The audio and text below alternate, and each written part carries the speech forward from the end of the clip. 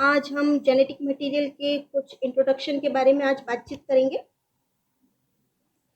सबसे पहले तो हमें कैसे पता पड़ा कि जो डीएनए है वो एक हेरिडिटरी मटेरियल है और जेनेटिक मटेरियल है, ठीक है, और जो कि रिस्पॉन्सिबल है एक जनरेशन से दूसरे जनरेशन में जाने के लिए। तो आज हम थोड़ा इंट्रोडक्शन की बात करते हैं। सबसे पहले इन 1869 फ्रेडरिक मिशर, ठीक है, फ्रेडरिक मिशर साइंटिस्ट थे। उन्होंने आइसोलेट किया न्यूक्लिन, ठीक है, तो डीएनए विथ एसोसिएटेड प्रोटीन्स। कहाँ से? फ्रॉम सेल न्यूक्लियाई से।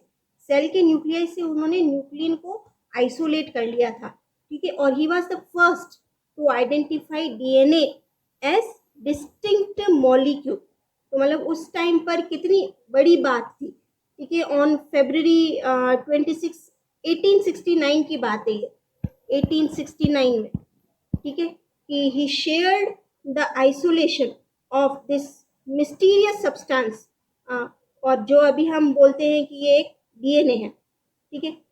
ही reported the isolation of material in the nuclei, और कहाँ से? In human white blood cells से, ह्यूमन वाइट ब्लड सेल्स से, वाइट ब्लड सेल्स, जो कि which was weakly acidic in nature, ठीक है, जो कि आज हम जानते हैं, and whose function was not yet known. अभी तक उसका फंक्शन भी हमें पता नहीं था, ठीक है, और उसको उसने उस मटेरियल को जो नाम दिया था वो था न्यूक्लिन। ये न्यूक्लिन, ठीक है, न्यूक्लिन वर्ड किसने दिया था? फ्रेडरिक मिशर ने, ठीक है। और कुछ ही सालों बाद, in another few years, with more research, Miescher was able to separate nuclein into protein and nucleic acid components. कि हम ये जानते हैं कि जो आपका न्यूक्लिक एसिड है, डीएनए और प्रोटीन मिलकर हमारा बनाते हैं। तो और ज़्यादा रिसर्च करने के बाद Miescher was able to separate nuclein into protein and nucleic acid components, ठीक है। Till many years after Miescher's death, Miescher की डेथ के बाद में nucleic had receive very little attention, ठीक है, बहुत कम अटेंशन मिला अराउंड द वर्ल्ड।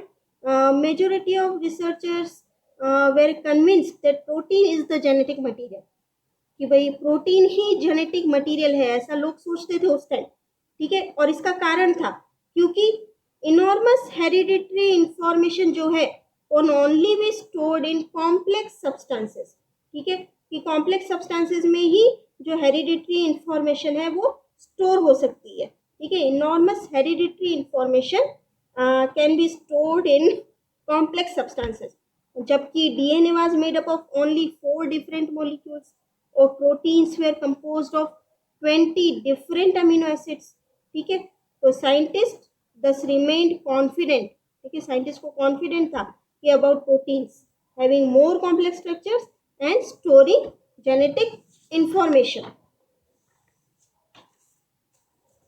लेकिन लेकिन कुछ एविडेंसेस हुए, कि evidence towards the DNA as hereditary material, और इनमें एक्सपेरिमेंट्स हुए। सबसे अच्छा एक्सपेरिमेंट है ग्रिफिथ का एक्सपेरिमेंट, ठीक है।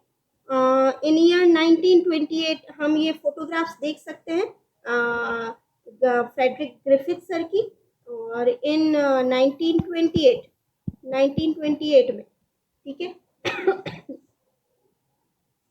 फ्रेडरिक ग्रिफिथ जो कि एक मेडिकल ऑफिसर थे in British ministry of health, उन्होंने परफॉर्म किए several experiments with different strain of diplococcus pneumoniae, diplococcus diplococcus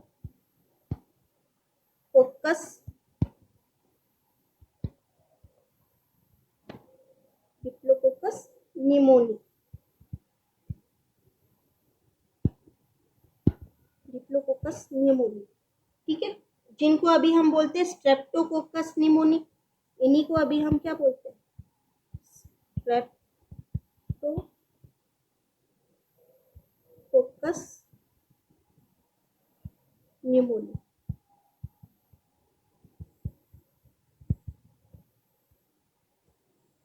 sorry P छोटा हैगा, न्यूमोनिया, ठीक है। और these strains were of two types, ये जो स्ट्रेन्स थी वो दो टाइप की थी, एक स्मूथ स्ट्रेन और एक रफ स्ट्रेन। हम अभी ग्रिफिथ के एक्सपेरिमेंट की बात करें कि कैसे पता पड़ा कि DNA is a hereditary material. तो ये देखिए आप, दो टाइप की आपकी स्ट्रेन्स है, एक है स्मूथ टाइप का, ये देख सकते हैं अपन, और एक है रफ टाइप का स्ट्रेन, ठीक है।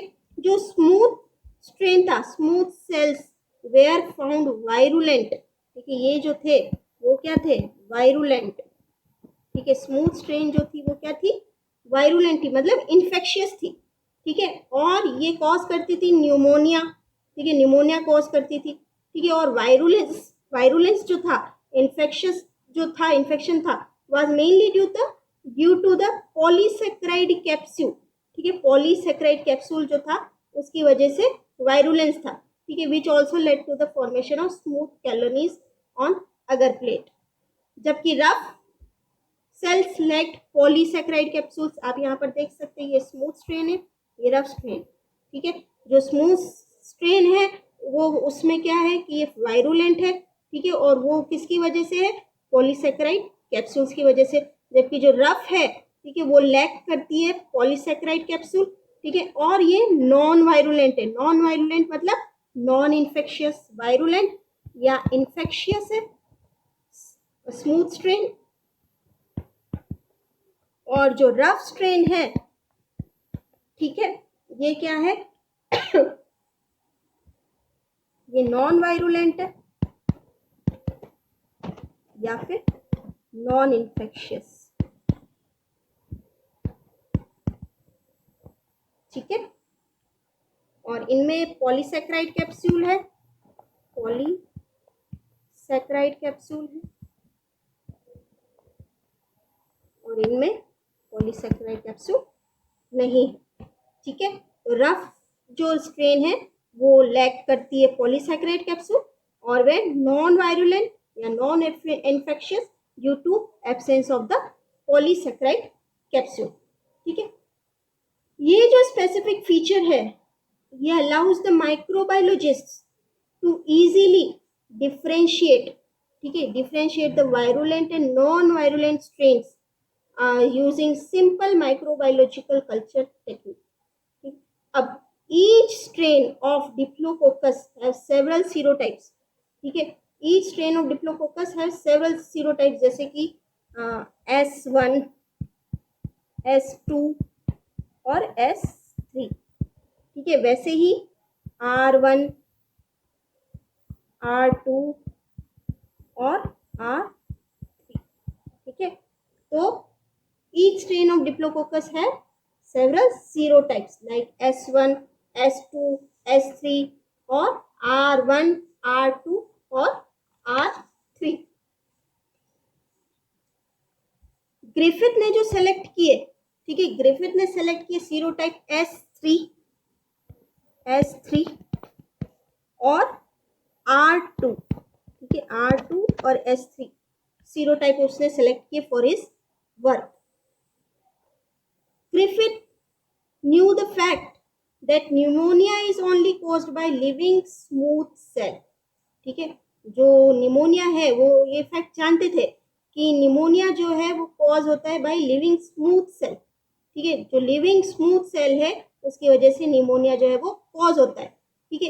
If the heat killed virulent bacteria, virulent कौन सा है अपना, एस स्ट्रेन, ठीक है, अगर उसको हीट किल्ड कर दिया जाए और जब उसे इंजेक्ट कर दिया जाता है माइस में, ठीक है, तो if the heat killed virulent bacteria will be injected in mice, तो क्या होना चाहिए, there should ideally be no sign of infection, कोई इन्फेक्शन नहीं होना चाहिए क्योंकि वो हीट किल्ड वायरुलेंट बैक्टीरिया और वो सिमिलर होना चाहिए नॉन वायरुलेंट लाइव सेल्स के, ठीक है। तो if the heat killed virulent bacteria will be injected in mice, there should be ideally be no sign of infection as similar as non-virulent living cell, ठीक है। और strategically Griffith designed experiment, उन्होंने अपने experiment को design किया। ये देखिए आप, फ्रेडरिक ग्रिफिथ ट्रांसफॉर्मेशन एक्सपेरिमेंट, ठीक है। सबसे पहला, ठीक है, उन्होंने अलग अलग देखे, उन्होंने अलग अलग सेट्स बनाए, सबसे पहले उन्होंने क्या देखा, व्हेन ही इंजेक्टेड, ठीक है, व्हेन ही, यहाँ पर आप देखिए टाइप 2 आर लिविंग, और ये नॉन वायरुलेंट है, ठीक है, नॉन वायरुलेंट, ठीक है, when he injected with live cells of virulent S3 strain, ठीक है, यहाँ पर आप देखिए, यहाँ पर ये S3 स्ट्रेन है, वायरुलेंट पहला केस ये है, ठीक है, कि when he injected with live cells of virulent S3 strain into the mice, ठीक है, तो ऑब्वियस ही बात है, ठीक है, ये निमोनिया कॉज करता है, the mice develop pneumonia and finally died, ठीक है। तो ये एक केस हो गया कि जब बैक्टीरिया विद पॉलीसेकेराइड कैप्सूल, जो कि टाइप 3 है, एस है, ठीक है, और लिविंग है, वायरुलेंट है, और जब उसको इंजेक्ट किया गया माइस में तो क्या हुआ, माइस की डेथ हो गई, और जो माइस है उसके अंदर से type 3 S virulent bacteria recover हुए। अब नेक्स्ट था when live cells of non virulent R2 bacteria, ये सेकेंड केस, ठीक है, when live cells of non virulent R2 bacteria were injected into the mice, inject किया गया, तो ये नॉन वायरुलेंट है, तो क्या होना चाहिए, जो माइस है वो सर्वाइव करना चाहिए, the mice did not develop any sign of illness and survive, ठीक है, कोई इलनेस नहीं हुआ और वो सर्वाइव किया, ठीक है, thus confirming the nature of non virulent strain, ठीक है, नॉन वायरुलेंट स्ट्रेन की वजह से कोई डेथ नहीं हुई, नो बैक्टीरिया, और no bacteria were recovered. Next उसने क्या किया, उसने किया heat killed cells of virulent S3 bacteria were also not able to develop pneumonia, ठीक है, उसने फिर क्या किया, एक थर्ड स्टेज की टाइप 3 है, लेकिन उसको क्या कर दिया, हीट किल कर दिया, हीट किल करने से क्या हुआ, वो नॉन वायरुलेंट हो गया या नॉन इन्फेक्शियस हो गया, और जब उसको माइस के अंदर इंजेक्ट किया, ठीक है, क्योंकि अब ये नॉन वायरुलेंट है तो सर्वाइव, ये सर्वाइव माइस जो है वो सर्वाइव किया, और नो बैक्टीरिया वेर रिकवर्ड, तो heat killed cells of virulent S3 bacteria were also not able to develop pneumonia, ठीक है, इनटू माइस, इसीलिए वजह से क्या हुआ, माइस सर्वाइव कर गया, और उससे उन्होंने क्या कंक्लूजन निकाला कि that after heat treatment, heat के ट्रीटमेंट के बाद bacteria must be dead, bacteria जो है वो डेड हो गए, due to which no infection was there. फिर एक दूसरा एक्सपेरिमेंट, चौथा एक्सपेरिमेंट उन्होंने किया कि when Griffith injected a mixture, ठीक है, एक तो आप ये देखिए ये वाला, और एक आप देखिए ये वाला मिक्सचर, एक तो उन्होंने क्या लिया मिक्सचर में, एक type 2 R living non virulent bacteria ले लिया, और फिर उसी के साथ उन्होंने क्या ले लिया, type 3S heat killed non virulent, heat killed, तो क्या होना चाहिए था, एक तो नॉन वायरुलेंट है और एक हीट किल्ड नॉन वायरुलेंट है, तो माइस को जिंदा रहना चाहिए, लेकिन आप देखिए कि when Griffith injected a mixture of both heat killed cells of virulent S3 and live cells of non-virulent R2 into the mice, ठीक है, ये S3 heat kill non-virulent और R2 living non-virulent, ठीक है, injected into the mice suffered from pneumonia and died, ठीक है, ये mice suffered from pneumonia and died, ठीक है, जब उसका डिसेक्शन किया गया, it was observe that mice blood cells were having both R2 and S3 strains of bacteria, ठीक है, उसमें जब डिसेक्शन किया गया तो उसके ब्लड में से दोनों R2 और S3 स्ट्रेन्स ऑफ बैक्टीरिया प्राप्त हुए। He concluded that some factor must have been passed, ठीक है, उनको ऐसा लगा कि कोई तो फैक्टर है जो पास हुआ है from heat killed virulent S3 strain to non virulent S2 strain, ठीक है, कि कंक्लूडेड कि कुछ फैक्टर जो है वो पास हुए हैं हीट किल्ड S3 स्ट्रेन से live non virulent R2 strain, ठीक है, उसी वजह से empowered them with the ability to produce polysaccharide capsule, ठीक है, and make them virulent type, ठीक है, और उनको वायरुलेंट बना दिया, ठीक है, Griffith hypothesized that the transforming factor was an S3 protein, ठीक है, S3 प्रोटीन यहाँ पर लिखा है, Griffith hypothesized that the transforming agent was S3 protein, but this was only a guess. ठीक है, and hypothesized that the transforming factor was an S3 protein and called the phenomena as transforming principle.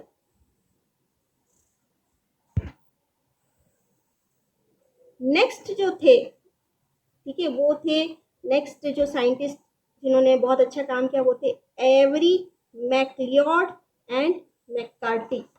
ये आप photograph देख सकते हैं every, McLeod और McCarthy का। तो आफ्टर करीब 16 ईयर्स ऑफ ग्रिफिथ के वर्क के बाद इन 1944, ठीक है, इन 1944 के करीब 1944 Oswald T Avery, Colin MacLeod और मैकलिन मैककार्टी, ठीक है, reported that DNA of the virulent S3 strain served as genetic material. देखिए यहाँ पर कि उन्होंने क्या रिपोर्ट किया कि DNA of the virulent S3 strain served as genetic material, मतलब उन्होंने बता दिया कि डीएनए है जो कि जेनेटिक मटेरियल की तरह सर्व कर रहा है and was responsible for the Griffiths result. अब उसके लिए उन्होंने क्या किया, उन्होंने भी एक्सपेरिमेंट किए। They started their work with large culture volume of virulent S3 strain, ठीक है। There sales where pelleted down, ठीक है, अपन यहाँ पर देख सकते हैं, ठीक है, pelleted down by centrifugation and killed by heat at 65 degree centigrade. Heat killed किया गया, देखिए आप, ठीक है, या देखिए S3 cells in liquid culture medium, उनको सेंट्रीफ्यूग किया गया, ठीक है, और फिर S3 cells spun to bottom of the tube और फिर उनको क्या किया, हीट किल किया गया। फर्दर पैलेट्स वेर होमोजेनाइज्ड, ठीक है, ये आप देख सकते हैं होमोजेनाइज्ड, ठीक है, homogenized with the supernatant and extracted with the detergents of deoxycholate, after which they obtained a soluble filtrate having transformation capability। यहाँ देखिए आप एक्सट्रैक्ट निकले हैं कार्बोहाइड्रेट, लिपिड और protein. To remove the protein from soluble active filtrate, several rounds of chloroform extraction was done and subsequently to remove polysaccharides enzymatic digestion was also carried out। At last, by ethanol precipitation, a fibrous mass was collected which had the ability to induce the transformation in non-virulent R2 strain, ठीक है। अब इनकी finding को solidify करने के लिए, ठीक है, उसको सही बताने के लिए they plan to eliminate all the contaminants like protein, RNA, ठीक है, which is present in soluble active fraction, ठीक है। उन्होंने एक्सपेरिमेंट किया पहले एक्सपेरिमेंट में, इन द फर्स्ट एक्सपेरिमेंट, ठीक है, soluble extracts were directly tested for transformation, ठीक है, soluble extract जो है वो डायरेक्टली टेस्ट किए गए for transformation with live non virulent R2 type strain and injected in the mice, ठीक है। तो it was observed that mice developed the infection and died, mice को इन्फेक्शन हुआ और उसकी डेथ हो गई। तो both S3 and R2 type strains were found in blood of mice, ठीक है, माइस के ब्लड में प्राप्त हुए। यहाँ आप देख सकते हैं एक्सपेरिमेंट को। इन द नेक्स्ट एक्सपेरिमेंट में टू रिमूव, अब हमें ये पता करना है कि भाई जेनेटिक मटेरियल प्रोटीन है या डीएनए है, तो हमें क्या करना पड़ेगा, ये प्रोटीन को रिमूव करके देखेंगे इफेक्ट का डीएनए का, और एक एक्सपेरिमेंट में हम डीएनए को रिमूव करके देखेंगे प्रोटीन का इफेक्ट। तो in the next experiment to remove the protein को कैसे रिमूव करेंगे, सोल्यूबल एक्सट्रैक्ट, ठीक है, ये देखिए ये, ठीक है, सोल्यूबल एक्सट्रैक्ट में ट्रीटेड विथ प्रोटीएजेस से ट्रीट किया गया, ठीक है, and further transformation assay was carried out along with non virulent R2 type strain. यहाँ पे प्रोटीएज ट्रीटेड, S3 फिल्ट्रेट और ये R2 cells. Further, to remove RNA, अब जो साइंटिस्ट है treated the soluble extract with RNAs। यहाँ पर आप देखिए यहाँ पर ये RNase ट्रीटेड किया हुआ है, यहाँ प्रोटीएज ट्रीटेड किया हुआ है, यहाँ RNase के ट्रीटेड किया हुआ है. The mixture of RNase treated extract and non-virulent R2 strain were injected mice and it was found that mice developed the infection. ठीक है, mice जो है, it was found that mice developed the infection. The final inference came with the experiment with DNA digesting enzyme. ठीक है, DNA digesting enzyme, DNase, यहाँ पर आप देखिए DNase, ये DNase आपको दिख रहा है DNase. ठीक है, was used to treat the soluble extract. ठीक है, अब हमें ये कैसे पता पड़ा कि DNA हेरिडिटरी मटेरियल है. ठीक है, और वही कारण है. तो mixture of DNase treated extract and R2 strain was injected and it was found that no transformation occurs. कोई ट्रांसफॉर्मेशन नहीं हुआ in non-virulent R2 strain. ठीक है, further they emphasize that once transformation occur, the polysaccharide capsule will be formed in the successive generation. ठीक है, therefore transformation is heritable. This confirmed the finding that DNA is the transforming factor which acts as a hereditary material. तो ये McLeod, McCarthy और every का जो था वो experiment था. ठीक है,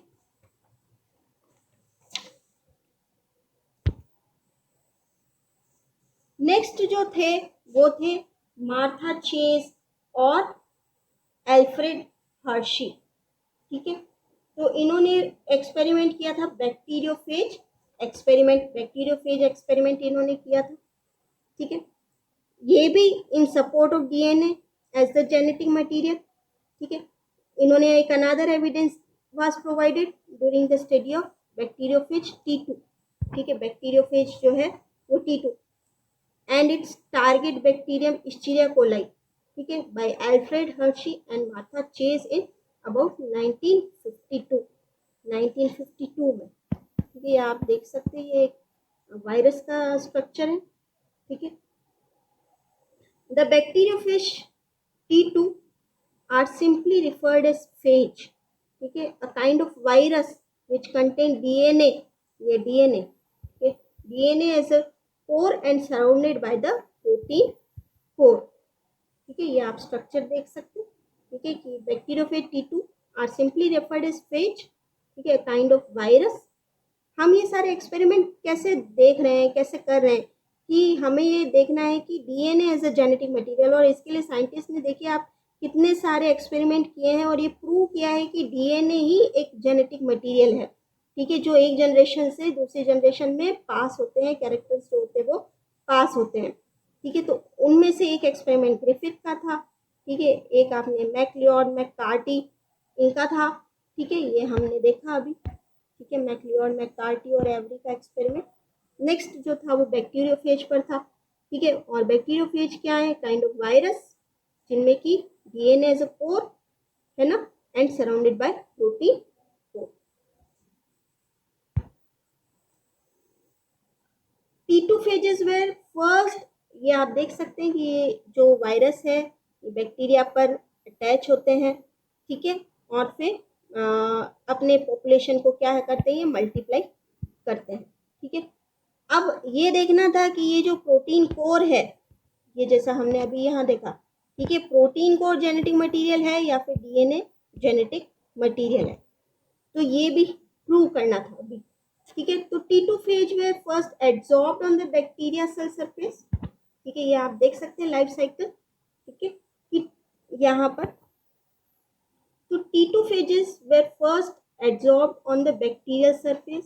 ठीक है, ये आप देख सकते हैं attachment of phage to E coli and injection of phage chromosome. ये फेज का क्रोमोसोम है, ये बैक्टीरिया का होस्ट का क्रोमोसोम है और ये ई कोलाई है. ठीक है, and subsequently injected its chromosome inside the bacterial cell. Bacterial cell में उन्होंने अपना फेज का क्रोमोसोम जो है वो इंजेक्ट कर दिया. Inside bacterial cell, degradation of chromosome was initiated by phage specific enzymes. Next आप देखिए कि यहाँ पर आप देखिए ब्रेकडाउन ऑफ बैक्टीरियल क्रोमोसोम यहाँ आपको दिख रहा है बाय फेज स्पेसिफिक एंजाइम. ठीक है, ये फेज का क्रोमोसोम है। ठीक है, bacterial chromosome totally broke down हो गया है। ठीक है, following the infection step the viral information commanders the cellular machinery of host and directs viral reproduction. Next में आप देखिए कि यहाँ पर बैक्टीरियल क्रोमोसोम जो है टोटली ब्रेक हो चुका है, ये फेज के क्रोमोसोम है। ठीक है, अब रेप्लिकेशन ऑफ फेज क्रोमोसोम किसकी यूज से, use of bacterial materials and phase enzymes. ठीक है, and direct viral reproduction.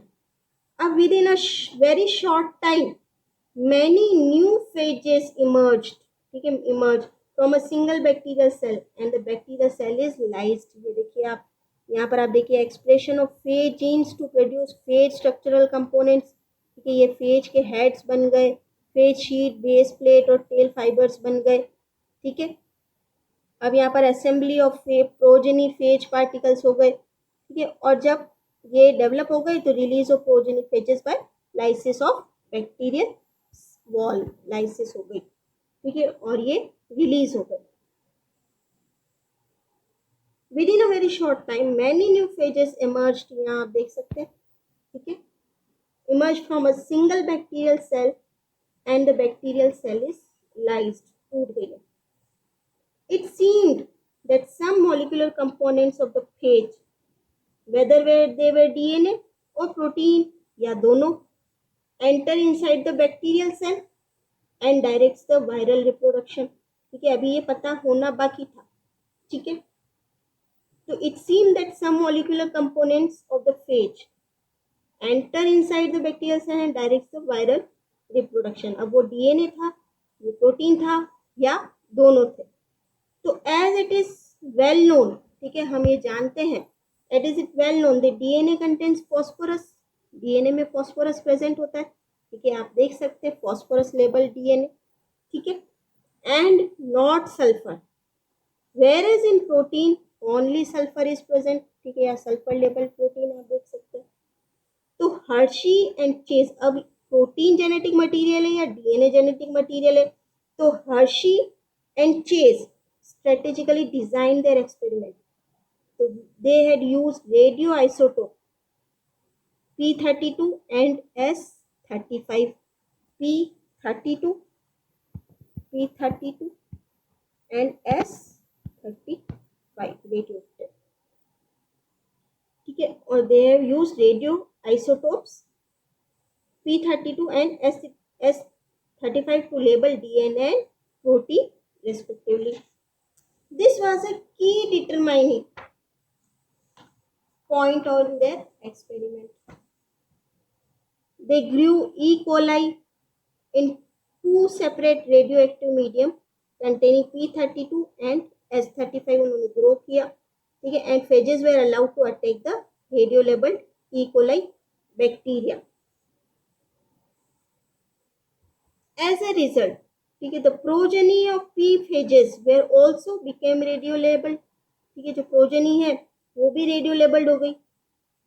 In some of the phages progeny DNA gets labelled. ठीक है, ये आप देख सकते हैं DNA gets labelled, and some phages protein coats get labelled with their respective radioisotope. ठीक है, when this radio labelled phages were allowed to attack on general without radio labelled E coli. ठीक है, जब उनको allow किया गया to attack on general without radio labelled E coli bacteria, the progeny showed a remarkable result in that phases whose DNA was radio labeled got a radio labeled progeny, but the phages whose protein was labeled got a non radio labeled progeny। ठीक है, this ultimately confirmed that none other than DNA serves as hereditary genetic material। ठीक है, आप यहाँ पर देख सकते हैं इस एक्सपेरिमेंट में।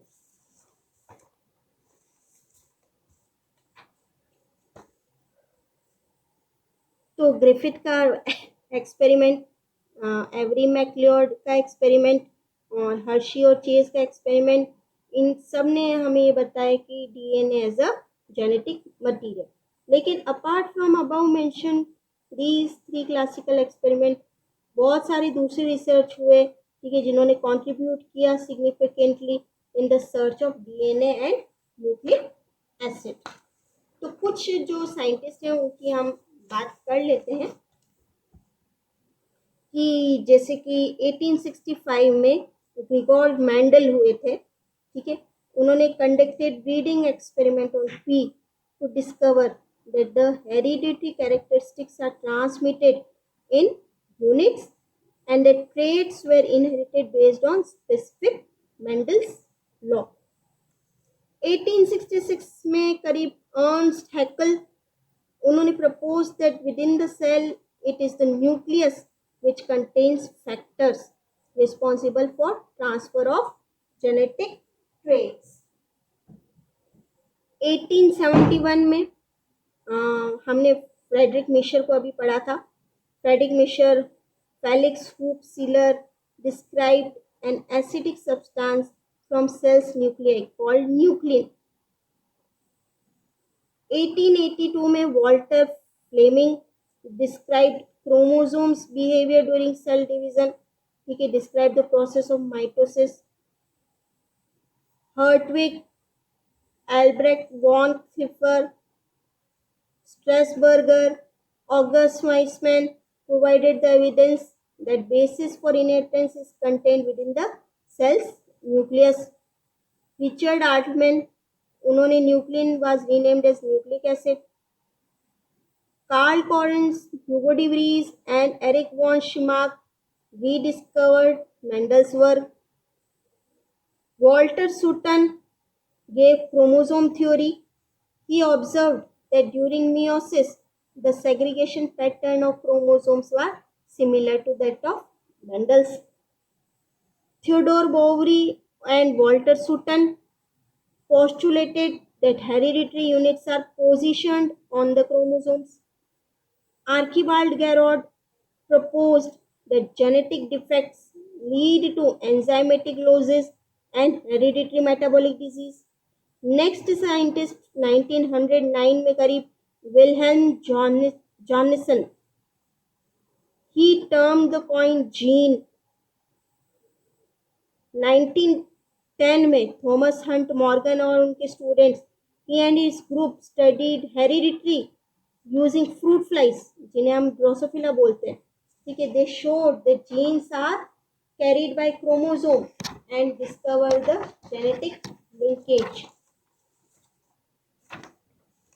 करीब 1913 में Alfred Sturtevant and Thomas Hunt Morgan produced the first genetic linkage map for the fruit fly Drosophila. 1929 के करीब लेविन ने discovered components of the DNA, ठीक है, एंड द 4 बेसिस जो कि एडेनाइन, साइटोसिन, ग्वानिन और थाइमिन आज हम जानते हैं।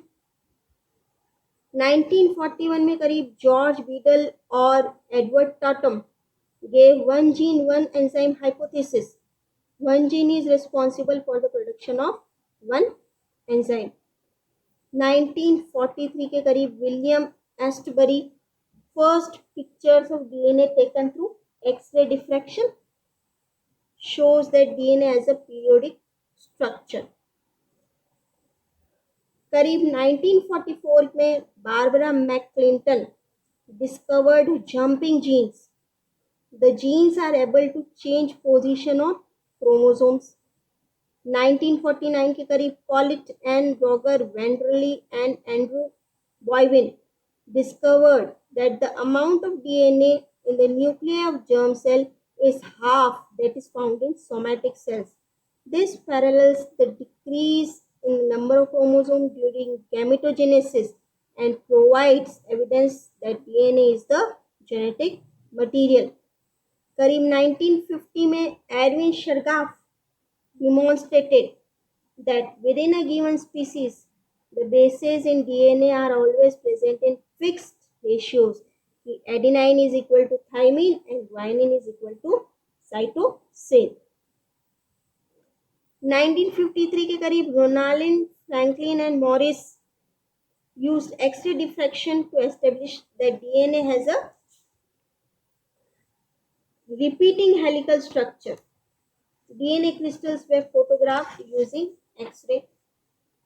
Watson or Crick, James Watson and Francis Crick, in about 1953, discovered the double helical structure of DNA.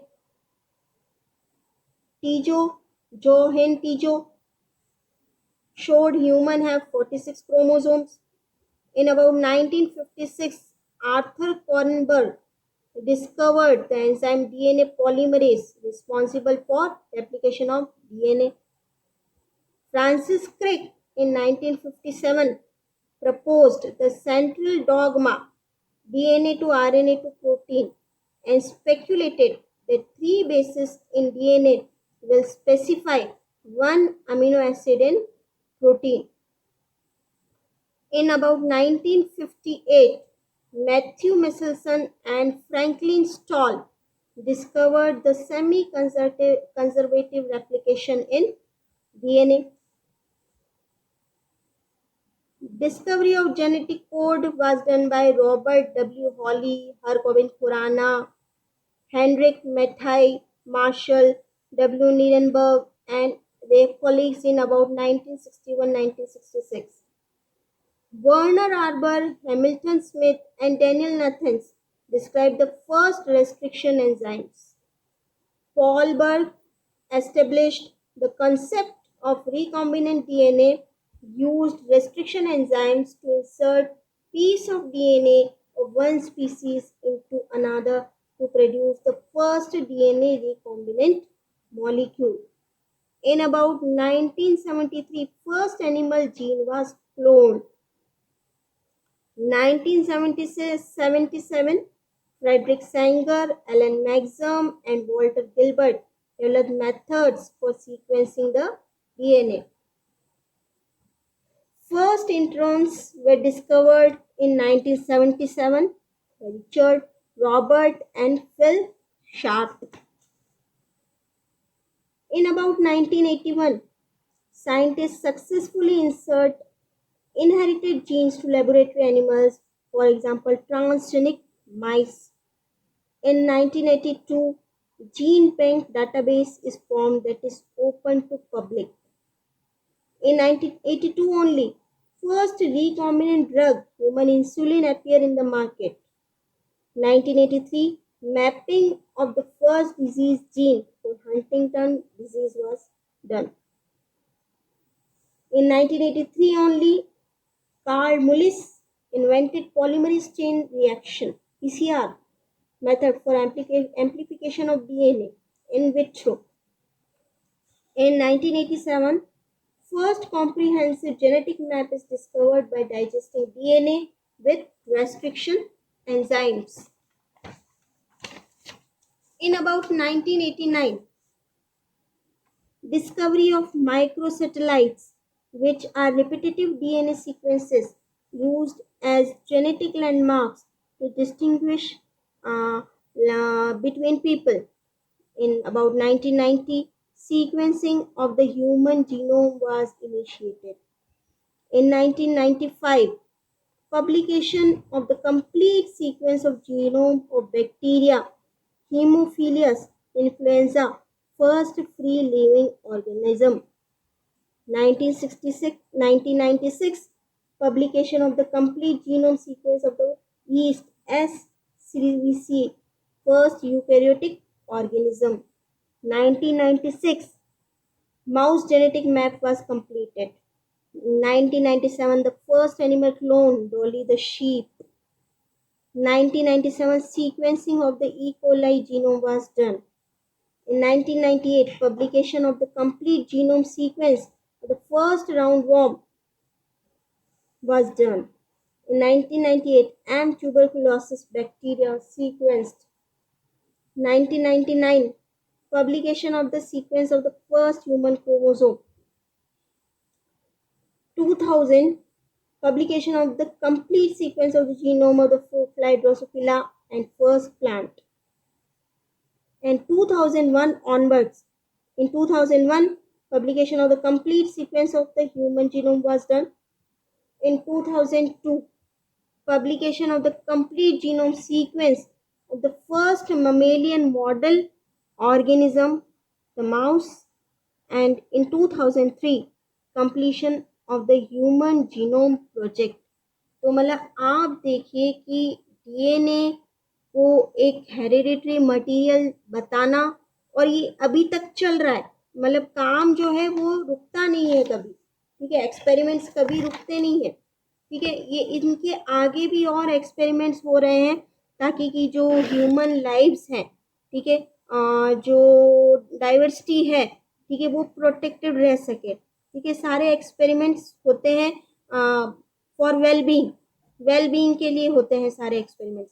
तो मतलब आप ये देखिए कि मतलब वो एक ज़माना है जब बिना किसी अच्छी लेबोरेटरी के, बिना किसी अच्छे इंस्ट्रूमेंट्स के लोग इतनी मेहनत करते थे, ठीक है। और आज हमारे पास में उनसे बेहतर इंस्ट्रूमेंट्स है, फैसिलिटीज़ है, ठीक है। तो उस ज़माने में भी लोग इतने अच्छे अच्छे एक्सपेरिमेंट कर लेते थे, ठीक है। और उन्होंने ये तक पता कर लिया कि DNA is a genetic material, ठीक है, अलग अलग एक्सपेरिमेंट्स करके और उनको प्रूव करके, ठीक है। और आज हमें ये पता है कि जो हेरिडिटरी मटेरियल है, जो जेनेटिक मटेरियल है, वो डीएनए है, जो कि एक जनरेशन से दूसरी जनरेशन में पास आउट होता है, ठीक है। और हम अभी इसी को कंटिन्यू करेंगे।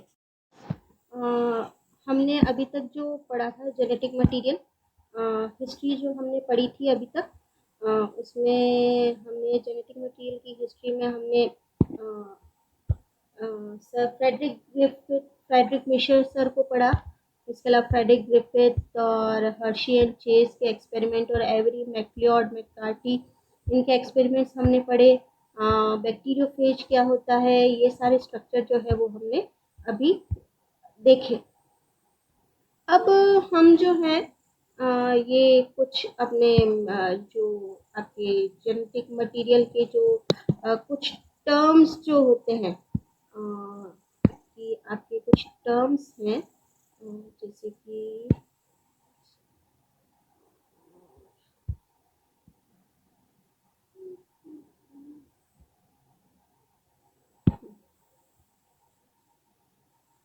कि आपके कुछ टर्म्स हम डिस्कस कर लेते हैं। कि जैसे ए वायरुलेंट का मतलब होता है refers to a pathogen that is not very good at causing disease और डेथ। मतलब हमने एक पढ़ा अभी कि वायरुलेंट बैक्टीरिया होते, ए वायरुलेंट बैक्टीरिया होते हैं। तो वायरुलेंट वो पैथोजन होते हैं जो कि डिजीज या फिर डेथ नहीं कॉज करते, is not very good at causing disease और डेथ, ठीक है। तो ये ए वायरुलेंट होते हैं, ठीक है। वहीं उसका अपोजिट होता है क्या, virulent refers to pathogen that is good at causing disease और डेथ, ठीक है, जिनकी वजह से डिजीज हो सकती है और यहाँ तक कि डेथ भी हो सकती है। जो हमने बैक्टीरिया के आर स्ट्रेन और एस स्ट्रेन और वो अभी हमने जो डिस्कस किए थे। फिर बैक्टीरियोफेज क्या है? Bacteriophage A virus that infects bacteria, ठीक है। ये इतनी सी लाइन है, लेकिन आपको ध्यान रखनी चाहिए कि बैक्टीरियोफेज क्या है, वो वायरस जो कि इन्फेक्ट करते हैं किसको, बैक्टीरिया को, ठीक है। उनको हम बोलते हैं बैक्टीरियोफेज। और ये बैक्टीरियोफेज T2 हो सकते हैं, लैम्डा 1 हो सकते हैं और M13। ये कुछ एग्जाम्पल है, ये इंपॉर्टेंट है। एक तो बैक्टीरियोफेज क्या है और बैक्टीरियोफेज के कुछ एग्जाम्पल, जैसे बैक्टीरियोफेज T2, लैम्डा 1, M13, ये कुछ एग्जाम्पल्स है आपके बैक्टीरियोफेज के। A bacteriophage is a virus that infects bacteria, takes over the cell, मतलब जो बैक्टीरिया की सेल है उसको अपने कंट्रोल में ले लेता है, and forces it to make a new bacteriophage, और अपनी पॉपुलेशन को वो मल्टीप्लाई करता है। They are the obligate parasite, ठीक है। ये ऑब्लिगेट पैरासाइट होते हैं और they are very simple entities और compose mainly of DNA and protein. जब हमने कल देखा था बैक्टीरियोफेज को, तब हमने देखा था कि ये डीएनए और प्रोटीन के मिलकर बनते हैं, ठीक है। जैसे कि अभी हम देखते हैं डीएनए और प्रोटीन के मिलकर बनते हैं।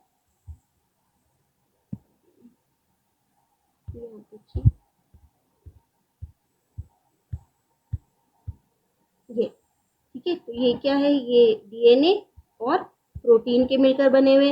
ये आपको बाहर जो दिख रहा है ब्लैक में वो क्या है, फेज कोट है, और अंदर क्या है, फेज का जीनोम। तो मतलब कितनी सिंपल एंटाइटी है, और खाली प्रोटीन और डीएनए का मिलकर बना हुआ है। और ये देखिए इन्होंने बैक्टीरिया के सेल को अपने अंदर ले लिया है और उसकी मशीनरी को फोर्स किया है और अपनी पॉपुलेशन को बढ़ाया है। यहाँ आप देख सकते हैं ये लाइफ साइकिल आपकी कैसे अटैच हुए हैं फेज ई कोलाई से, attachment of phage to E coli and injection of phage chromosome. ठीक है, फिर break down of bacterial chromosome. यहाँ आप देख सकते हैं कि बैक्टीरियल क्रोमोसोम जो है टोटली ब्रेक डाउन हो चुका है बाय फेज स्पेसिफिक एंजाइम्स। उसके बाद में रेप्लिकेशन, ये फेज के क्रोमोसोम से, ठीक है, और replication of phage chromosome using bacterial material है फेज एंजाइम। उसके बाद में आप देख सकते हैं कि expression of phage genes to produce phage structural component. देखिए आप किसी और की बॉडी के अंदर ये अपनी पॉपुलेशन को बढ़ा रहे हैं। ठीक है, phase sheet, phase base, base plate and tell fibres, इसके अलावा फेज हेड बीइंग असेंबल्ड। उसके बाद में यहाँ देखिए आप कितने सारे बन गए assembly of progeny phage particles और release of progeny phages by lysis of bacterial wall.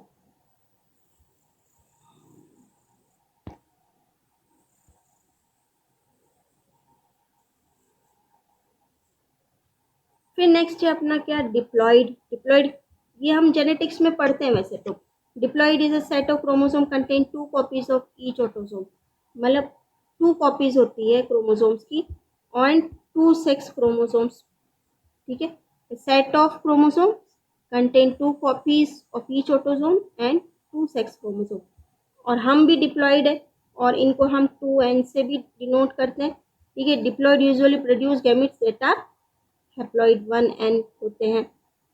DNAs क्या है, DNase an enzyme that specifically degrades DNA. वो एंजाइम जो कि डीएनए को डिग्रेड करता है वो है क्या, DNAs enzyme. Haploid, a haploid set of chromosome contain 1 copy of each autosome and 1 sex chromosome।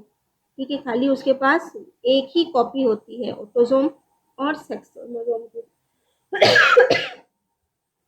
This is also referred to as 1n or diploid organism produce gamete that are 1n। Sorry। अब proteases क्या है, proteases enzyme that specially degrades proteins. DNS क्या है, enzymes that specifically degrades DNA. Protease enzyme that specifically degrades proteins. ठीक है, और ये किस में डिग्रेड होंगे, टू अमीनो एसिड और शॉर्ट पेप्टाइड फ्रेगमेंट्स में ये टूट जाएंगे। ठीक है, तो ए वायरुलेंट क्या हुए, वायरुलेंट क्या हुए, बैक्टीरियोफेज क्या हुए, डिप्लॉइड नंबर क्या है, हैप्लॉइड नंबर क्या है, डीएनएस क्या है जो डिग्रेड करता है डीएनए को, प्रोटीएज क्या है जो डिग्रेड करता है प्रोटीन को, किसमें, अमीनो एसिड या short polypeptide, short peptide fragments में। अब वायरुलेंस क्या है, virulence, virulence is a measure of the ability of pathogen to cause disease और डीएनए। ये मेजर है, इसकी एबिलिटी है पैथोजन की टू कॉज डिजीज और डेथ। अब अभी तक हमने हिस्ट्री को देख लिया कि अब हमें पता पड़ गया है कि जेनेटिक मटेरियल प्रेजेंट होता है। ठीक है, और हमने कुछ टर्मिनोलॉजीज को भी डिस्कस कर लिया। अब जो जेनेटिक मटेरियल है उसकी क्या विशेषताएं होनी चाहिए, उसमें क्या कैरेक्टरिस्टिक्स जो होते हैं वो होने चाहिए। तो for a molecule to act as a genetic material it should have the following characteristics. Very important, बहुत इंपॉर्टेंट, कि जेनेटिक मटेरियल जो है उसकी क्या विशेषताएं होनी चाहिए, कि उसमें क्या क्या कैरेक्टरिस्टिक्स होने चाहिए। पहला तो ये कि should be capable of replication. ठीक है, वो अपनी क्रिएट्स इट्स ओन रेप्लिका बना लेना चाहिए। ठीक है, वो रेप्लिकेट करना चाहिए, उसमें कैपेसिटी होनी चाहिए कि वो रेप्लिकेट कर सके और अपनी रेप्लिका बना सके। दूसरा, अब उसके पास इतना बड़ा काम है तो it should be stable structurally and chemically. ठीक है, वो स्टेबल होना चाहिए structurally and chemically. It must have the scope for slow changes या mutations to evolve। ठीक है, उसमें स्कोप होना चाहिए स्लो चेंजेस के लिए, म्यूटेशंस के लिए, ताकि इवॉल्व हो सके कि भाई जो अच्छे चेंजेस होंगे उनको नेचर भी एक्सेप्ट करेगी, और अगर नेचर एक्सेप्ट करेगी उस टाइप के चेंजेस को, तो सर्वाइवल ऑफ द फिटेस्ट हो सकता है। It should be expressed in the form of Mendelian characters. ठीक है, तो although DNA is the genetic material in most organisms, ठीक है, DNA genetic material in most organism, in some viruses RNA is the genetic material. ठीक है, तो DNA तो हम जानते हैं कि is genetic material in most of the organism, लेकिन कुछ वायरसेस में RNA is the genetic material. In fact according to studies RNA was the first genetic material. ठीक है, कि कुछ स्टडी से ये पता पड़ा है कि RNA was the first genetic material, लेकिन सिंस आरएनए इज अनस्टेबल, ठीक है, DNA evolved from RNA with chemical modifications, कि भाई आरएनए हुआ लेकिन आरएनए अनस्टेबल था, तो कुछ चेंजेस हुए, केमिकल मॉडिफिकेशंस हुए, और DNA evolve from RNA, making it more stable and more fit to carry genetic information. मतलब बहुत बड़ा काम है कि आपके पास आप एक तो स्टेबल होने चाहिए और आप फिट होने चाहिए to carry genetic information from one generation to another. तो जो जेनेटिक मटेरियल है उनकी कैरेक्टरिस्टिक है कि वो रेप्लिकेट करने चाहिए, ठीक है, वो स्टेबल होने चाहिए स्ट्रक्चरली और केमिकली, ठीक है, और उनमें स्कोप होना चाहिए for slow changes and mutations to evolve. कभी आपने सोचा है कि वाई और I are having certain colour, ठीक है, और why you like your mom और डैड, ठीक है, तब wonder why your eyes are certain colour, मतलब किसी की ब्लू होती है, किसी की ब्राउन होती है, किसी की ब्लैक होती है, किसी की ग्रीन होती है, ठीक है, तो ऐसा क्यों होता है, और आप अपने मम्मी या पापा जैसे क्यों दिखते हैं, और ये सब किसकी वजह से? योर जेनेटिक मटेरियल, जिसको हम क्या बोलते हैं, डीऑक्सी राइबो न्यूक्लिक एसिड, ठीक है, DNA is the reason, DNA genetic material DNA, ठीक है, और इसका फुल फॉर्म क्या है, डीऑक्सी राइबो न्यूक्लिक एसिड, और ये एक रीजन है। तो DNA is the hereditary material, कहाँ पाया जाता है, found in the nucleus of the eukaryotic cell. अभी तक हमने पढ़ा कि दो टाइप के सेल्स होते हैं, एक प्रोकैरियोटिक सेल्स होते हैं और एक यूकैरियोटिक सेल्स होते हैं, ठीक है, तो जो प्रोकैरियोटिक सेल्स जो होते हैं उनमें जो जेनेटिक मटेरियल होता है वो साइटोप्लाज्म में होता है, और यूकैरियोटिक सेल्स जो होते हैं उनमें जो हेरिडिटरी मटेरियल है, जेनेटिक मटेरियल है, वो किससे कवर्ड है, न्यूक्लियर मेम्ब्रेन से। तो DNA is the hereditary material found in the nucleus of the eukaryotic cell, जैसे कि यूकैरियोटिक सेल में एनिमल हो गए, प्लांट सेल्स हो गए, and the cytoplasm of prokaryotic cell जैसे कि bacteria, that determines the composition of the organism. DNA is found in the nucleus of every cell, ठीक है, and it is exactly same in each cell. जहाँ पर भी nucleus है, DNA is found in the nucleus of every cell. उसके अलावा there is another type of genetic material found in cells and viruses known as ribonucleic acid या RNA, ठीक है, तो जेनेटिक मटेरियल जो है, जेनेटिक मटेरियल ये डीएनए भी हो सकता है या आरएनए भी हो सकता है, ठीक है, डीएनए भी हो सकता है और आरएनए भी हो सकता है। जो आरएनए है ये सम वायरसेस में पाया जाता है एज अ जेनेटिक मटेरियल।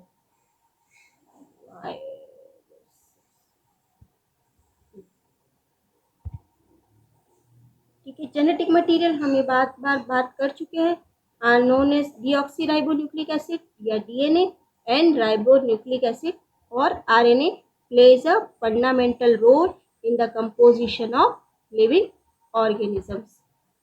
अब यहाँ पर आप देखिए कि आप ये देख सकते हैं कि ये यूकैरियोटिक सेल है, ये यूकैरियोटिक सेल है, ठीक है, यहाँ पर आप देखिए कि ये आप देखिए मैग्नीफिकेशन में ये न्यूक्लियस है, फिर और मैग्नीफाई किया गया है, तो अंदर आप ये देखिए क्रोमोसोम है और क्रोमोसोम को मैग्नीफाई किया गया है, तो यहाँ देखिए कि ये डीएनए प्रेजेंट है, आप देखिए कहाँ प्रेजेंट है, यूकैरियोटिक सेल यूकैरियोटिक सेल का न्यूक्लियस, ठीक है, न्यूक्लियस के अंदर क्रोमोसोम, ठीक है, और क्रोमोसोम में आपके ये डबल स्ट्रैंडेड डीएनए जो है वो प्रेजेंट है, जो किसका बना हुआ है, शुगर और फॉस्फेट बैकबोन का बना हुआ है।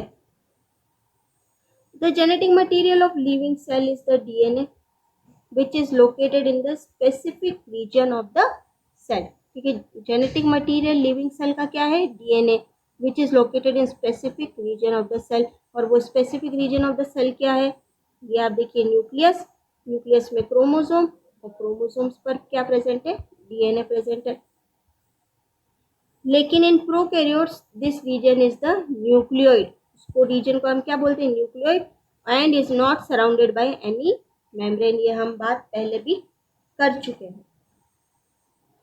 In eukaryotes, the DNA is contained in a membrane-bound organelle known as nucleus, ठीक है, कि हम ये देखते हैं ये डीएनए जो है वो मेम्ब्रेन बाउंड ऑर्गेनेली में प्रेजेंट है, जिसको हमने क्या नाम दिया, न्यूक्लियस।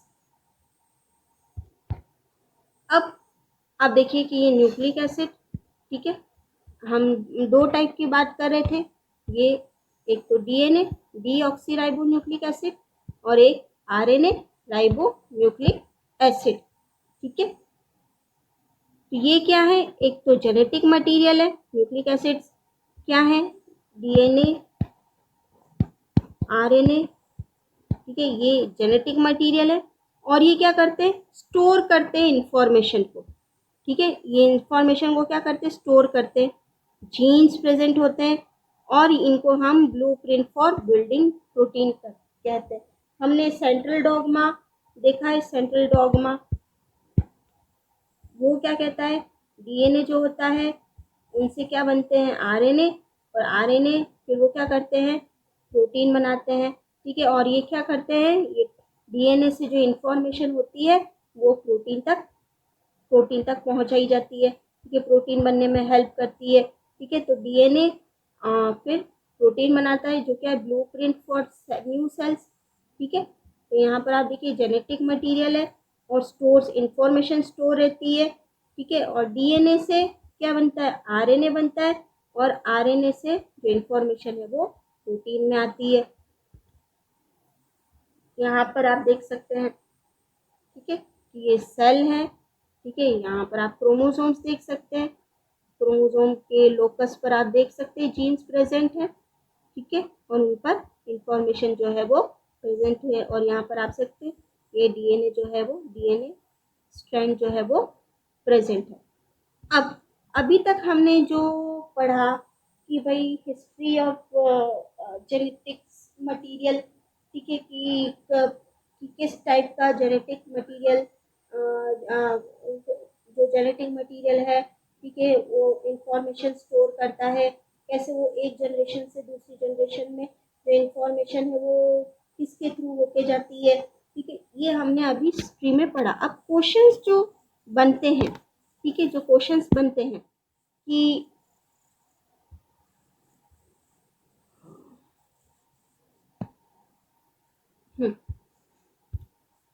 कि सबसे पहले क्वेश्चन जो बनता है कि न्यूक्लिन वर्ड, ठीक है, या न्यूक्लिन जो है किसने आइसोलेट किया था, फ्रेडरिक मिशर ने, ठीक है, फ्रेडरिक मिशर ने न्यूक्लिन जो है वो आइसोलेट किया था, ठीक है, और he was the first to identify DNA as a distinct molecule. तो मतलब ये जो न्यूक्लियन वर्ड आता है, ठीक है, तो हमें किसको याद करना है, फ्रेडरिक मिशर को, इन अबाउट 1869 आइसोलेटेड न्यूक्लियन। फिर ग्रिफिथ सर की बात हम करें, ठीक है, तो इन्होंने ट्रांसफॉर्मिंग प्रिंसिपल किया है, ठीक है।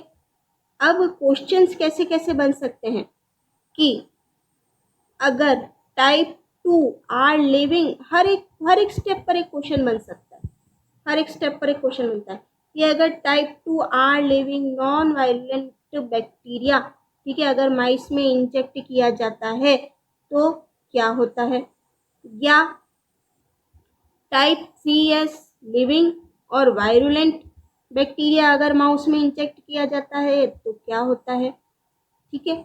अगर type 3S heat killed non virulent bacteria अगर माइस में इंजेक्ट किया जाता है तो क्या होता है और ऐसा क्यों होता है, ठीक है, क्यों होता है? क्योंकि फर्स्ट और सेकंड स्टेप में तो हम समझ गए कि type 2 R living non virulent bacteria जो है, ठीक है, इन ये नॉन वायरुलेंट है, ठीक है, तो इससे माइस पर कोई इफेक्ट नहीं आया, ठीक है। लेकिन टाइप 3S लिविंग जो आपके बैक्टीरिया हैं, ये आप देख सकते हैं, ठीक है, इनको इंजेक्ट करने पर माइस की डेथ हो जाती है क्योंकि ये वायरुलेंट स्ट्रेन है, ठीक है। फिर type 3S heat kill non virulent bacteria को माइस में इंजेक्ट करने से क्या होता है, ठीक है, और ऐसा क्यों होता है? उसके अलावा एक क्वेश्चन ये बनता है कि आपने type 2 R living non virulent और type 3S heat kill non virulent को लेकर माइस में इंजेक्ट किया, तो उससे क्या हुआ और ऐसा क्यों हुआ, ठीक है। तो ये ग्रिफिथ के एक्सपेरिमेंट पे कुछ क्वेश्चंस बन सकते हैं, ठीक है। इसके अलावा जो मैक्लियोड, मैककार्टी और एवरी के जो एक्सपेरिमेंट्स थे, ठीक है, उन पे अलग अलग आप क्वेश्चंस बना सकते हैं, ठीक है, कि जब आपने R2 सेल्स लिए और प्रोटीएस ट्रीट किया, ठीक है, तो उससे H3 फिल्ट्रेट के साथ में प्रोटीएस ट्रीटेड H3 फिल्ट्रेट, तो उससे क्या हुआ, ठीक है। फिर मार्था और चेज के एक्सपेरिमेंट की बैक्टीरियोफेज क्या है, ठीक है, उनकी लाइफ साइकिल कैसी हो सकती है, और जब सल्फर लेबल्ड प्रोटीन क्या होता है, फॉस्फोरस लेबल डीएनए क्या होता है, ठीक है, डीएनए के ऊपर फॉस्फोरस प्रेजेंट होता है, प्रोटीन में सल्फर प्रेजेंट होता है, ठीक है, तो उनके एक्सपेरिमेंट के बारे में आप बताइए। तो ये सारे ऐसे क्वेश्चंस जो हैं वो आपको एग्जाम्स में पूछे जा सकते हैं कि आप डिटेल में बताइए कि ग्रिफिथ के एक्सपेरिमेंट के बारे में बताइए, या एवरी, मैक्लियोड, मैककार्टी के एक्सपेरिमेंट के बारे में बताइए, या फिर आप हर्शी और चेज के एक्सपेरिमेंट के बारे में बताइए, ठीक है। तो ये डिटेल में आपको स्टडी आपको पूछी जा सकती है, ठीक है।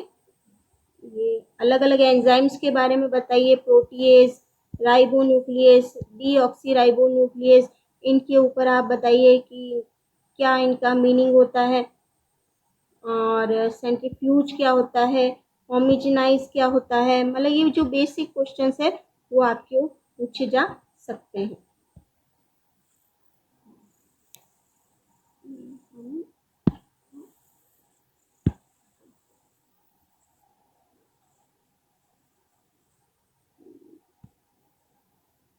ठीक है, वायरुलेंस और ये properties of genetic material important है, ठीक है, ये आपको पूछी जा सकती है कि जेनेटिक मटेरियल की प्रॉपर्टीज क्या होती है, डीएनए क्या है, आरएनए क्या है, कहाँ पर प्रेजेंट है, प्रोकैरियोट्स में कहाँ प्रेजेंट है, यूकैरियोट्स में कहाँ प्रेजेंट है, ये सब पूछा जा सकता है। Thank you.